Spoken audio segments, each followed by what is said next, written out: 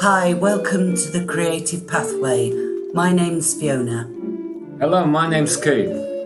And today we're back with Iceland. Yeah, Iceland.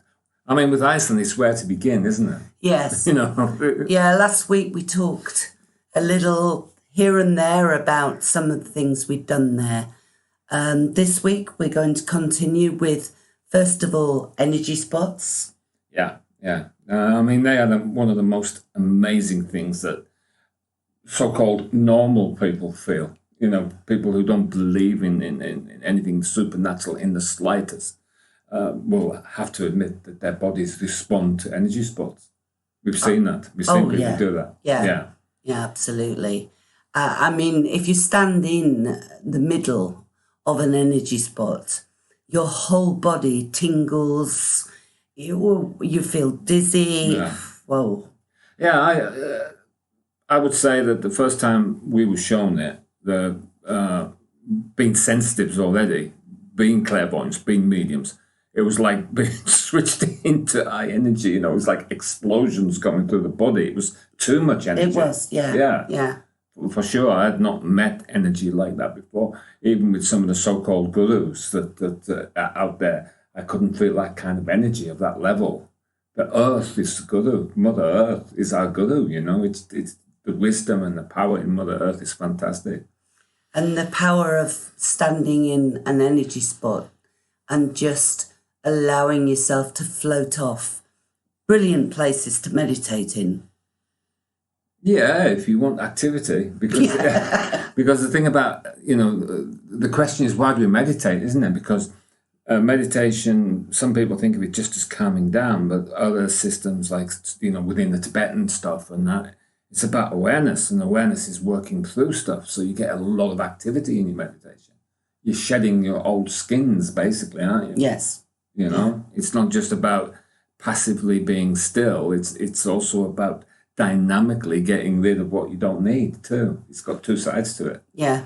And in the power sports, you can't avoid the second side, or the first side, whichever way you count it, which is it works on all your blocks and it shakes them up. Oh, yeah. Yep, it kind of pings right through your chakra system. And chakra system, for those that don't know, is just your subtle energy system. But anyway. In some ways, your own energy spots. Yeah, absolutely. The Earth has them, we have them. Yes. Yeah. But anyway, besides those, I know you like to talk about the power spots. I like to talk about the ocean. I think they were just a fantastic feeling and place. And wow. Yeah. And for me, they were too. But I like the lava beds, and I love being in the dangerous places where there's moving hot metal. Of course. And basically red-coloured lava flowing. And the other thing which is amazing is the coastal cliffs when there's a storm. Yes. Remember that time when we stood on not Saltiness, somewhere down near the hotlands where the little bubbling blue. And the black sand. The black sand near there, yeah. And it was a massive storm. Yes. And those waves were coming in over the Atlantic. And that vibration, we were at least 100 metres back from that cliff edge. Yes. And which was probably a good job. But the vibration was like small earthquakes going through your body, wasn't it? And the whole earth was shaking every time a wave hit. The power of nature and its obviousness is displayed in a place like Iceland. Well, I don't think there's another place like Iceland, actually. No, I don't. I mean, we can't say that, I suppose, in one sense. But for me, it just signifies the power symbol within the earth because it has everything there. The heat, the cold, the wind. Well, if you think about the people you met and you think about the elements in Iceland, you think about fire, and you've got water, but you've got frozen water too. And you've got all of this and massive windstorms because it's open. There's no big forests. And all these elements, when they're moving, it's like you're in the center of the creation. It's like creation's happening all around you, isn't it? I mean, the power. Which must be why I would feel 99% of Icelandic people, no matter what their, if you like, their beliefs are. Even scientific. Yes, they're that very was what scientific. I was thinking about. Yeah. They have a side of them that is still connected to the power of the land and the power of the weather. And I would say that they don't just think of the word myth. Yeah. Okay, which some people think of as a story, but myth really is mythology is the people's story, and the people's story has always been more than just a story. It's always had its depth to it, and Carl Gustav Jung used it in his psychology. Why? Because it's powerful. A myth is a power story about creation and about us, and the sagas of Iceland are power stories. And were originally passed down from family to family, person to person, as a guideline for life. And an amazing contribution of both the woman and the man. There is massive power in both sides. And you've got this brilliant people that grew out of fire and ice. A bit like this what's that popular series that everyone watches? With the land of fire and ice, with the nice music on. We haven't really been into I can't think. No, I've got no idea actually. The north and the south and the dragons. And, I honestly don't know. Okay, but you can feel that in Iceland, can't you? You can feel that power which is all around you and within you. Yes, and when you connect to it, it's like everything in yourself.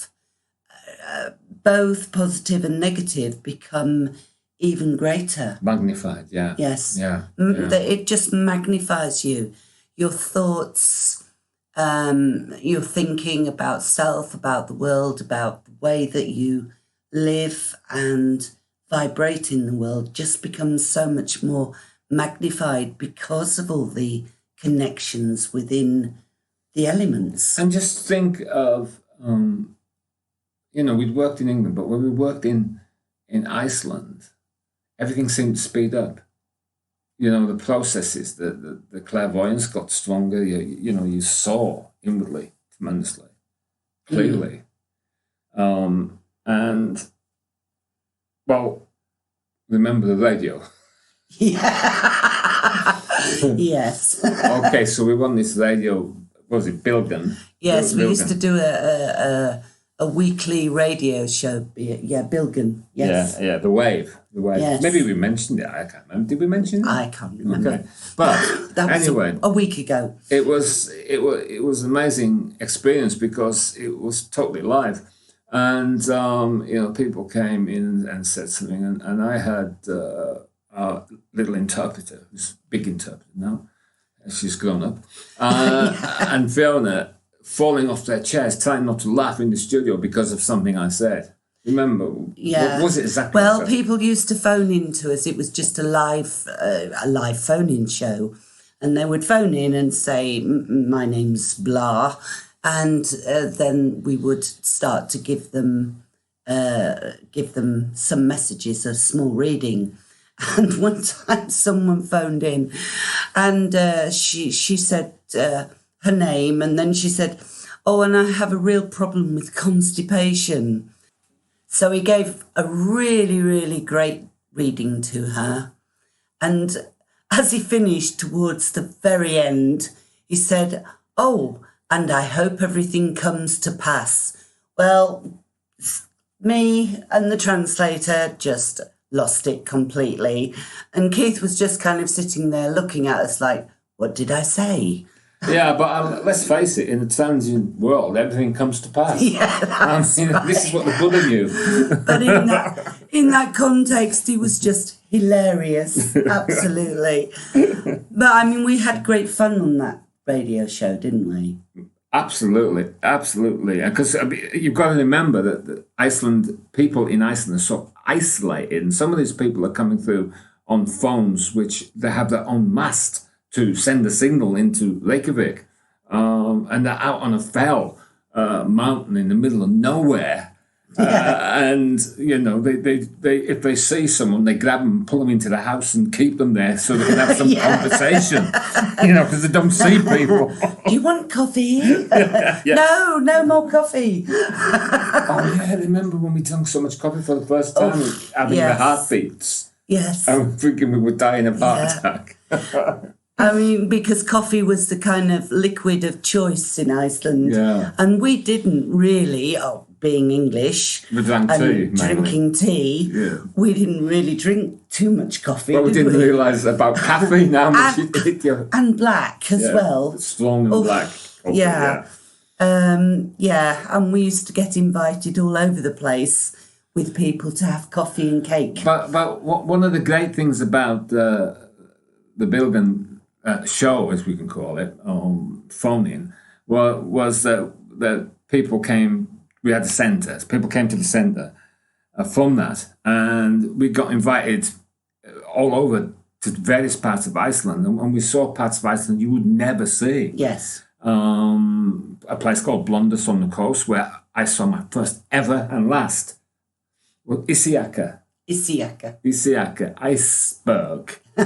And Fiona went out and she met some great people.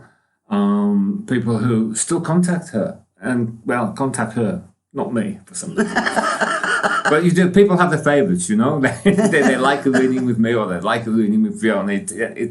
It's where you fit, isn't it? But the show was funny, and the guy that ran it, he loved it, and he had to cover his mouth a few times and not laugh, didn't he? Yes. But that was just one great thing and in Iceland. It gave us the ability to develop a healing afternoon, and we used to hold the healing afternoon for people just to come in. There was donations, that was all we asked, and people would come in and have healing. And bring you a cow or a chicken. Yes. It's a good job it's not Spain. That's what would be in Spain. And they used to come in, and other Icelandic people who'd been in our workshops used to come in and help us. And we actually had quite a crowd sometimes, didn't we? Yeah. But some of the most unusual things also happened in those healing afternoons. There was one time when that lady came in to you, didn't she? I'm not certain which one you mean. I had a lot of ladies involved. Really? I was thinking about the ash. Oh, Vibhuti. Yes. Yeah. Oh, that was amazing. Yeah. She came in, this woman, and she was what I call a floating type. She floated all over and went to see different spiritual masters and places on the earth, and a lovely lady. But she suddenly opened her what the Americans call purse, we call bag. I think you should say that you'd never met her before. No, never met her before. That's correct. And she held her hand out, and she had 2 envelopes of brown paper. And she said to me, Sai Baba told me to specifically bring these to you in Iceland. Now, I'd heard of this Sai Baba because he was an Indian guru. But I didn't know anything else about him, really. No. Not much. And I knew he was a Hindu guru, and I know a bit about that and yoga and stuff. But I didn't personally know him. And how the heck did this happen? And it was amazing. And because you told her your name. Yeah, the name. That was it. Yeah. Yeah. I mean, and she came back, and I think she said she didn't even know I was there. She found me, didn't she? Yes, it was from the radio. Okay. We were on the radio, she heard our names. Yes. And then she came and said, "Are you Keith?" So, I don't know what Sai Baba was, holy man or tremendous clairvoyant. I don't know. But it was an amazing thing to happen because he didn't know me, as far as I know. And what were you supposed to do with it, the Vibhuti? Vibhuti? Well, it was to use to strengthen me while I was on the third eye kind of thing. So to help me with my clairvoyance, and to put it on my hands in the middle of the that point there, that little point we have in the middle where we can feel energy centre. Energy when we heal, to put it there to allow the healing to be stronger. And I actually used it. I don't know if my healing got any stronger, but I did have some really good healings in those times. Yeah. But that was the most amazing thing, because she'd literally just got off a plane a couple of days before. She knew exactly where to come. Yeah. She heard us on the radio and heard us mention the centre. Yeah. Yes. Yeah.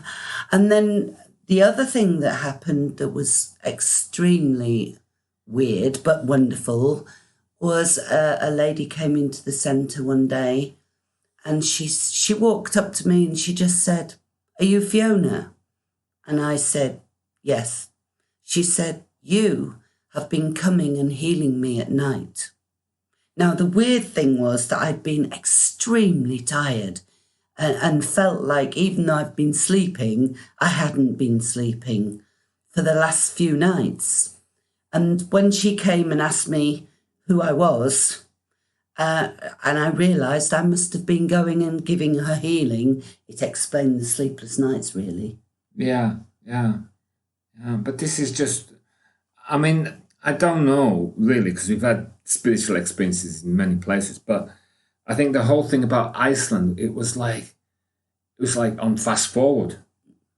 You had, in a very short time, you'd have 10 times the experiences that you had in England. Yes. It was like the power of that country and the power of the people, and their love of education too, and their old sagas and everything included a spiritual side to it, a mythological spirituality. Don't you think, though, that was because everything was so interconnected? I mean, you here, if you like, in the West, you go to a workshop for a weekend. So for a whole weekend, you're immersed in that energy.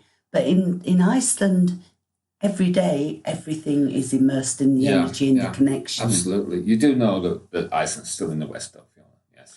No, right. Yeah. No, but I was actually thinking, when I said that, was more of your more conventional spirituality and countries. Yeah. I mean, Iceland is so special, stuck out there in the middle of the ocean. It is like being in a very different place within the earth, isn't it? Northern Lights. Yeah.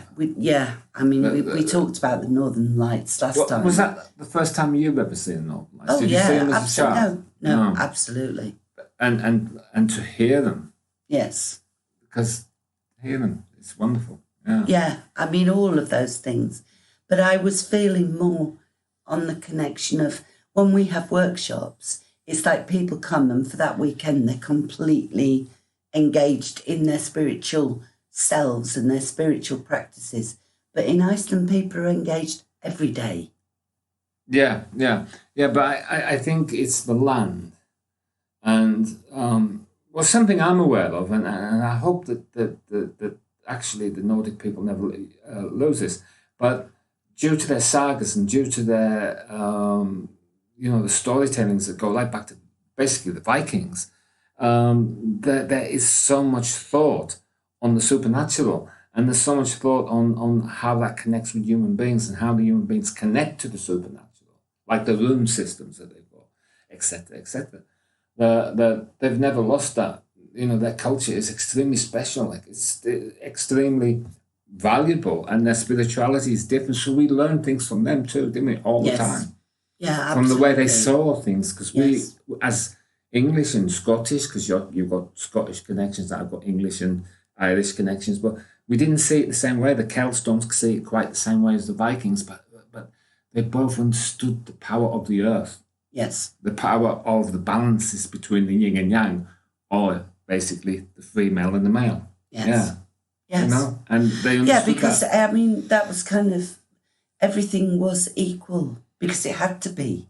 Absolutely. So you don't get this predominant idea of spirituality based on male god, basically, which means that it comes back to nature, which contains everything. And for me, it's the closest Western thing to what I love, Taoism and the yin and yang ideas that is in Taoism, the martial arts, etc., which I've been involved in and interested in all my life. So it's a special culture. And Iceland in particular was not just like other Scandinavian countries. It was forged by that fire and those powerful waves. Yes. Yeah. I mean, the whole place was forged by the energy of the earth reacting. Yeah. And you can't get any closer to